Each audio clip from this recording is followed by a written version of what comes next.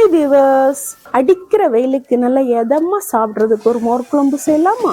மோர் குழம்பு செய்யறதுக்கு ஏதாவது ஒரு காய்கறி போட்டு செய்தா குழம்பு நல்லா இருக்கும். அதனால நான் வெண்டைக்காவை தேங்காய் எண்ணெயில கொஞ்சம் உப்பு போட்டு வெண்டைக்காயோடைய கொழகொழப்பு தன்மை போன பிறகு நார்மலா வெண்டைக்காய் ஃப்ரை பண்றது போல ஃப்ரை பண்ணி எடுக்கணும். அதுக்குள்ளால மோர் குழம்புக்கு ஒரு அரைப்பு ரெடி பண்ணிடலாம். 4 பச்சை மிளகாய், ஒரு சின்ன துண்டு இஞ்சி, 4 சின்ன உள்ளி, 1 ஸ்பூன் துவரம்பருப்பு, 1 ஸ்பூன் பச்சரிசியை 1/2 அன் ஹவர் ஊற வச்சு சேர்த்துடணும். 3 ஸ்பூன் அளவுக்கு தேங்காய் துருவல், தேங்காய் கம்மியா சேர்த்தா போதும். ஜீரகம், மஞ்சள் தூள், ஒரு சின்ன துண்டு காயம், குழம்புக்கு தேவையான அளவு உப்பு, தண்ணி விட்டு நல்லா நைஸா அரைச்சி எடுத்துடணும். இப்ப தாளிக்கிறதுக்கு கடுகு, வரமிளகாய், கருவேப்பிலை பொரிஞ்ச பிறகு அரைச்சி வச்சிருக்கிற அரைப்ப தண்ணி சேர்த்து கொதிக்க விடணும். குழம்பு நல்லா கொதிச்சு இந்த பக்குவத்துக்கு குழம்பு சுண்டி வந்த பிறகு அடுப்பை ஆஃப் பண்ணிடணும். அதுக்கப்புறமா வறுத்து வச்சிருக்கிற வெண்டைக்காவை சேர்த்துட்டு 1/2 லிட்டர் பாக்கெட் தயிரை மிக்சில ஒரு ஓட்டு ஓட்டி அந்த தயிரை இந்த குழம்புல ஊத்தி நல்லா கலந்து விடணும். மோர் குழம்பு ரெடி.